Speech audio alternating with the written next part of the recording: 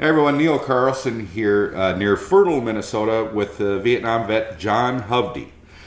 He has an amazing story. So first of all, how'd you wind up in the service? Did you join, get drafted? Drafted. When? Back in April 1967. All right. So I went through I actually got drafted out of Oakland, California. I was working for my uncle out there as a carpenter, journeyman carpenter. And so I came back and went to the induction center at Crookston. And actually volunteered the draft so a buddy of mine and I could go to boot camp together. Okay. We knew we were going to end up in Nam anyway. And, All right. So that's where it all started. And I know you've told this story many times, but there's a new generation that hasn't heard it. What happened to you over there? Well, I took all these tests and, finally the war was really building up in April of 67. We're up to 550,000. And I got assigned to the 25th Infantry Division as an infantryman and ended up driving an APC carrier because I was assigned to a mech outfit. And the driver of the track I was on actually got wounded, so they're looking for another driver. And I hadn't been trained at all, but it was a simple automatic transmission. And on the 8th of January, I was leading the company out and I drove over an anti-tank mine. And they figure the anti-tank mine was probably around 350, 400 pounds. It literally destroyed the track. It took the engine, and there was only an eighth of an inch piece of tin between me and the motor, and it blew the entire engine, the football field away, intact. And they pronounced me dead. The medic from Anoka, Minnesota, Les Cowden, pronounced me dead. And just seconds after I hit the mine, we all set up into a perimeter so they can call in dust-off helicopter, pull wounded out, and I was one of them. What I didn't realize, 20 seconds after I hit the mine, the tank in front of me hit a mine. And so Cowden got me out of the track. He got burned pretty bad. He was in the hospital for 3 days after that. So he went to help, he said I was dead anyway, so he went to help the tank driver, and the tank driver hit a mine, probably bigger than mine, and blew the whole back of his head off, so he was dead. But then my squad leader was standing by my body, he said, and he saw me move, and he hollered at Cowden. He said, "I think he's still alive." Well, what we figured out after all these years, Cowden had took a pulse in my left arm, and it was severed. I had a long sleeve shirt on, so it was severed at the elbow, so there was no blood running through my wrist. So he took a pulse in my right arm and found out there was a faint pulse, put me on a dust off, and 5 hours of surgery later, I survived, but it blew my arm off at the elbow, and they actually amputated above the elbow. My left leg was blown off, and that was laying in the track yet. I only got 4 inches of leg, but in addition to that, it actually busted my right leg, the tibia and the fibia, and they didn't really set it even because they didn't think I was going to live anyway, and it crushed my right foot. And I got 185 stitches up that right leg. It tried to rip that off. In addition, it snapped my wrist. It blew off 2 fingers. They sewed the index finger back on.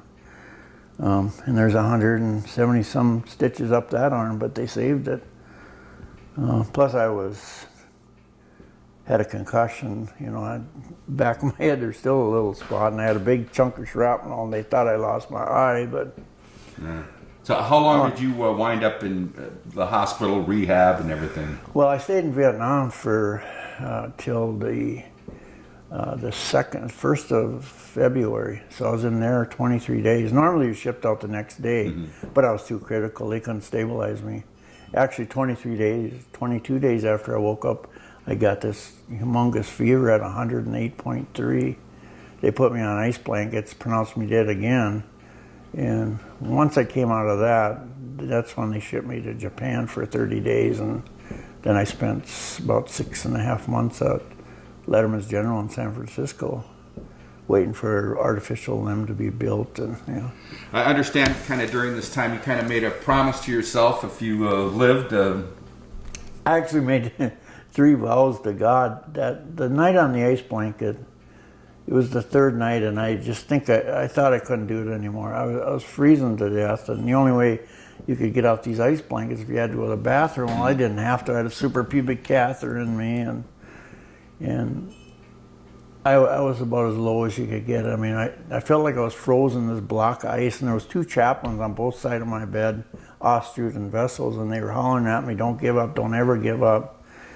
And I didn't dare go to sleep because I thought I wouldn't wake up, which Kay Lehman, my nurse, when I found her 30 years later, told me that's when most guys die. They just gave up, went to sleep, and it was over. It was easy, way easier to die than to live. And so I promised God, I said, I got 3 vows. I said, first I want to have the fastest car in Polk County, and my second vow is I didn't want to be dependent on the government for an income.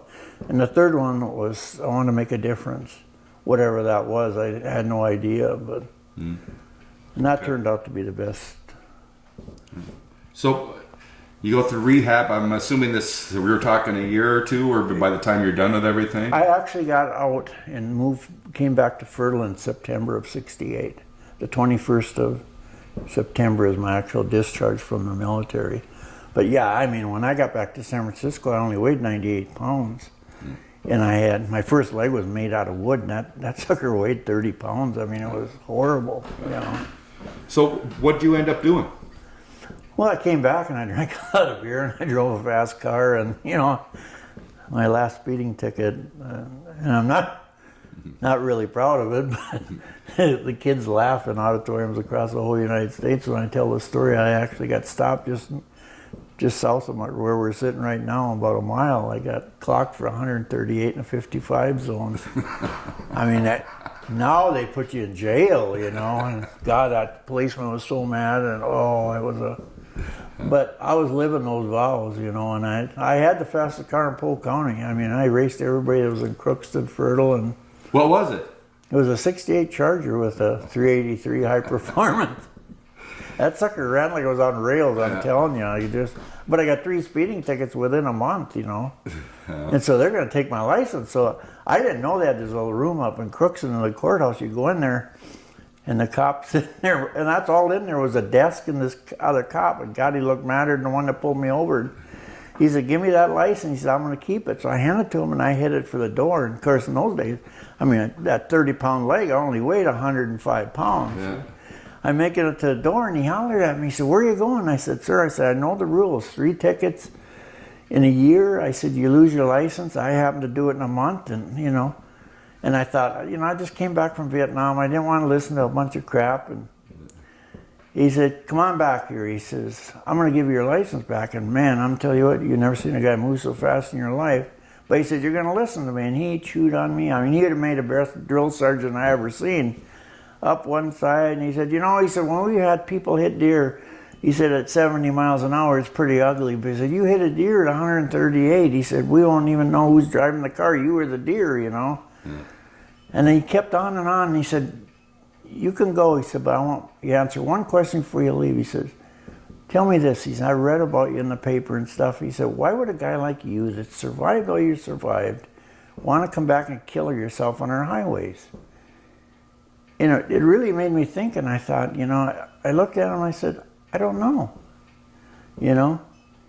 And when my book finally came out, the final chapter of my book was the reason why. It was PTSD. You know, that adrenaline rush, you have to keep it going. And I mean, we didn't have all the help we have nowadays. You know, that's how we got rid of those memories, was drink beer, drive fast cars, and that's the way it was, you know. So, but you wound up getting yourself a job. Yeah, I mean, I was a journeyman carpenter. I was walking these glulam beams out, and we'd put 1 million square foot up for Boeing up in Seattle. Well, you can't walk a glulam beam 30 feet in the air on one leg and one arm. So they promised me a foreman's job as soon as I got out of Nam. Well, of course, half my body's gone. And, you know, I had counselor first told me I can't go to college. You ain't smart enough for that, you know. I actually tried to look for him when I become state president of the School Board Association. Luckily, he'd retired because I was going to retire him. But I went on to college and I got on with 3M, and, you know, I worked there 7 years, and my health started deteriorating, and I had to make a change. That's why we moved to this place in Fertile. We built this house in '82, and you've kind of been a motivational speaker over the years. Yeah, I loved it. I mean, it's just, I don't know. I guess, you know, that old saying, when one door closes, another one opens, and I was really left 3M because they were going to amputate my right leg because of an infection that's in there. And once I left that job, the infection stopped, so I saved my leg. Well, then the dedication memorial came up in '82, and I was selected by the Legion as one of 4 guys to go and see that, and it was right during deer hunting season. The Vietnam Memorial in D.C. Right, the big one. And so I went to that, and that was the first time I really cried in all those years, but I lost 5 friends in Vietnam. The medic that actually pulled me out of the track was killed 23 days later. So he's on the wall, and once I came back, then they asked me to do and they've been asking me for years at Fertile to give a Memorial Day speech, and I said, I'm not a speaker, and plus I don't want to talk about it, But after I went to the wall, they couldn't really shut me up, so I started in the history class in Fertile to 20 kids, and all of a sudden now it's, now I've had as many as 3,000 kids down in Wilmer, and they'll sit like church mice for 60 minutes, and I'll just sit there and talk like you and I are talking. They're fascinated by the story, I guess, and I don't know what it is. It is a gift from God, I believe, that, He saved my life, and I don't think there's any question of it, because if you looked at where I was in high school, I couldn't even give an oral book report. My knees shook so bad I thought I was going to fall down, So, do you also have a book here, Left for Dead? That came about really when I started speaking. I got into schools. Well, then all of a sudden, Aflac Insurance Company was after me, and I did their big conventions all over the United States. And every time I got done with the speech, people said, "Well, where's your book?" Everybody has a book if they're out speaking. And I finally got so tired, and they said, "Are you working on it?" I said, "Yeah, I'm working on it." Well, I had actually written out in longhand probably 120,000 words, and I wanted it for a story for my grandkids and to be passed on, because my father came from Norway in 1923 as a jumper, and I wish we had written all that down. And so I thought, I'm not going to have that happen again. So I wrote that down, and then I just got hooked up with a lady from Detroit Lakes, and the University of Minnesota Press only does 2 outside works a year, and mine was selected, and actually the next year I got Outstanding Book of the Year for 2006. Okay. So. And you're still doing motivational speaking? Yeah. You have a website? I had a website, jonhovde.com. I'm probably going to bring it back up, but what happened when I was down in Rochester getting my right shoulder, I had to put a new socket or a new ball in there, and that, it's got to be fed by my poor wife again, and it started Vietnam all over again. And so my website went down when I was in there, and the lady got out of the business, and I just let it fall down. And well, then I got sepsis of the blood last year, and near killed me again. So now my grandson's working at school on press. Yeah, I was able to pull it up at jonhovde.com. Yeah, there's a... Are you selling these books yet? And yeah. They're available for speaking? Yeah, they're still at amazon.com, and you can buy them anywhere on the internet. Okay. It was out worldwide, and it's done well. It's really helped a lot of vets, and that's really what... I've given away probably more than I've sold, I think. It's just... All right. So, thanks for your service. Thank you. All right. Near Fertile, Minnesota, I'm Neil Carlson reporting for iNews.tv.